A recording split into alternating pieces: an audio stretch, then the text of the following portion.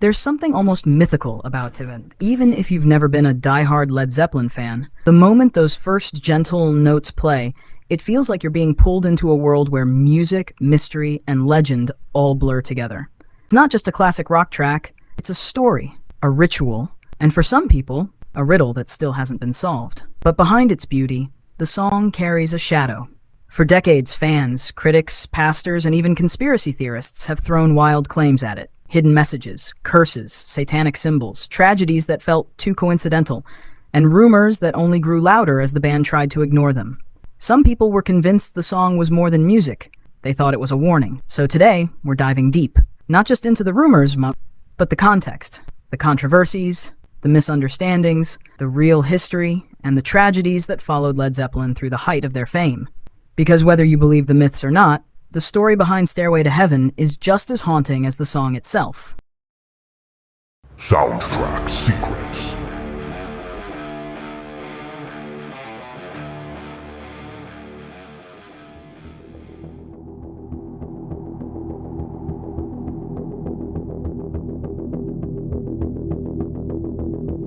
The early 1970s, England was entering a strange and fascinating moment in music history. Rock was evolving fast, and Led Zeppelin found themselves standing right at the center of that creative storm. They were young, hungry, and fearless. Four musicians who felt like they were rewriting the rules every time they touched their instruments. Despite their fame, the band was tired of the typical studio environment. They wanted something raw, honest, and unpredictable.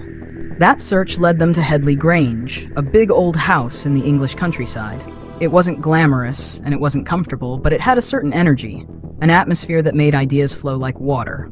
Inside that creaky building, Jimmy Page started experimenting with a quiet guitar progression. It was soft, almost fragile, but there was something mystical in it. The moment those first chords echoed through the hall, the room seemed to change. Even the band felt it. It didn't sound like a riff meant to impress. It felt more like a doorway. Robert Plant sat nearby, listening quietly. He didn't plan to write anything that day, but something in that melody pulled him in. As Page kept playing, Plant began scribbling lines on a piece of paper, almost without thinking. Later, he described the moment as if the lyrics were given to him, like he was following a path instead of creating one. This was the essence of Led Zeppelin at their peak. Instinct, chemistry, and something that felt just a little supernatural. Page was deep into ideas that blended mysticism, Celtic folklore, and a touch of esoteric philosophy. Not in a dark or heavy way, but in a curious, artistic way, like someone searching for symbols hidden beneath everyday life. Those influences shaped the direction of the song. The progression grew more complex, shifting from a delicate intro into something bigger and more cinematic. It wasn't written in a straight line. It grew, section by section, the way a story grows when someone is telling it from the heart. Headley Grange became a kind of creative sanctuary for the band. The house had weird acoustics, unpredictable echoes, and a quiet countryside atmosphere that pushed them away from the noise of fame. In that isolation, they could experiment without pressure, and Stairway to Heaven was the perfect example of what that environment could produce. As the days passed, the piece kept evolving. It wasn't just another track, it felt like a journey. Page kept layering ideas, blending folk influences with rock energy. The band followed along, letting the music guide them instead of forcing it into a typical structure. When the full 8-minute composition finally began to take shape, it surprised them. It was longer than anything they'd done before, and at first, not everyone was fully on board. John Bonham, known for his explosive drumming, wasn't excited about the soft, slow build-up. He preferred songs that hit hard right away. But as rehearsals continued, even Bonham started to feel how powerful the song could be. The dynamic rise, from calm to chaos, from whisper to thunder, played perfectly into his strengths. It wasn't just a long song, it was a performance. The atmosphere during those sessions was almost spiritual. They weren't setting out to create a masterpiece, they were simply following an energy that felt bigger than themselves. Every take, every small change, seemed to push the song closer to something timeless. Plant's lyrics kept evolving along with the music. The lines felt poetic, but also mysterious, as if they carried meanings he didn't fully understand yet. His famous comment about the lyrics being guided, not written, reflected the strange magic behind the entire process. By the time the band finished assembling the structure, they knew they were holding something different, something they hadn't touched before. It was a song that didn't rush. It unfolded slowly, like a story revealing itself layer by layer. The creative bond between Page and Plant was at its strongest during this period. One idea sparked another. and the rest of the band filled the space with instinctive brilliance. Everything lined up in a way that felt almost impossible to replicate. In the end, Stairway to Heaven wasn't just written, it was discovered. It was born out of atmosphere, timing, emotion, and a moment of inspiration that couldn't be forced. And that's what makes its creation story feel legendary, even before anyone heard it.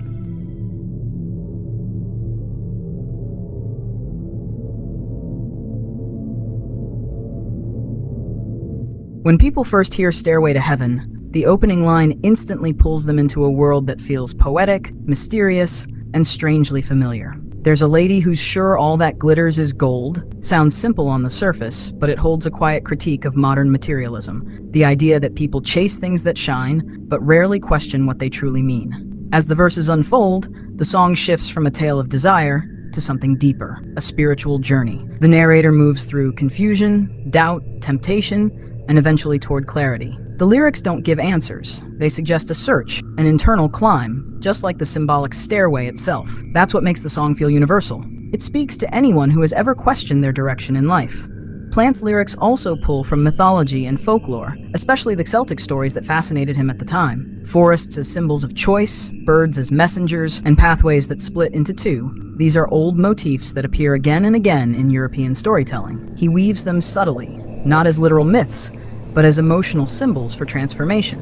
What's interesting is that the fans often took the symbolism much further than the band ever intended. Over the decades, countless interpretations emerged, from spiritual awakening to self-awareness to moral cautionary tales. Some listeners even believed it held hidden mystical codes. But for Plant and Page, the song was never meant to be a puzzle box. It was an expression, a moment of inspiration captured in poetry. That's why the band always rejected the idea that Stairway was tied to a specific religion or doctrine. The message isn't about one belief system. It's about the quiet, universal longing for meaning.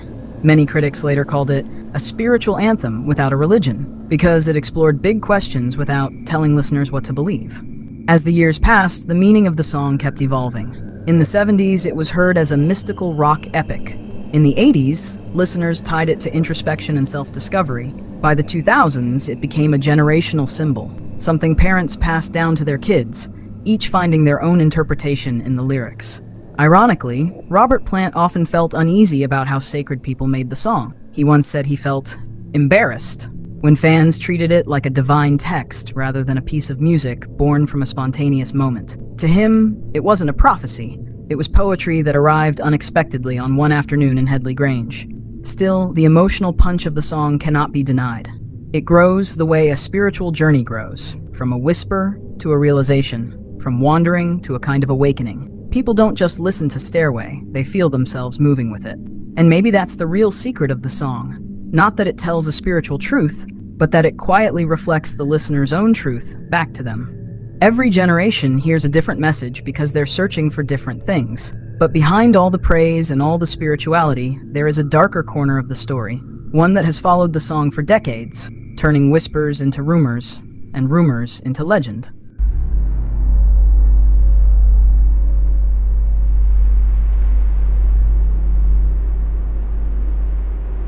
When Stairway to Heaven became one of the most iconic songs in rock history, a strange shadow started to form around it.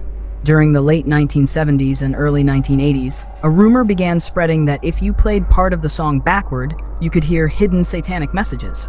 It started with a small group of fans experimenting with vinyl, but it quickly exploded into a full-blown cultural panic. By the early 80s, several American churches picked up the rumor and turned it into a national accusation.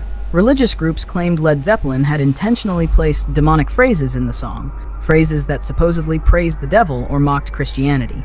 These claims were repeated in sermons, pamphlets, talk shows, and youth rallies, igniting fear among parents and moral activists across the country. The band, of course, rejected the allegations completely. Robert Plant said he found the rumors absurd, especially since the lyrics came to him spontaneously, not through some coded intention. Jimmy Page also denied it, explaining that backmasking was never part of their creative process, and that any perceived message was simply the brain trying to find patterns in reversed audio. But the controversy didn't stop there, because Page himself had long been associated with another myth, his fascination with Aleister Crowley. Page owned Boleskine House, a mansion once lived in by Crowley, one of the most controversial occult figures in history. While Page genuinely admired Crowley as a poet and philosopher, the public twisted this into something darker, linking his interest to the Satanic Panic surrounding the band. In reality, the connection was symbolic and artistic, not a sign of secret rituals or hidden beliefs.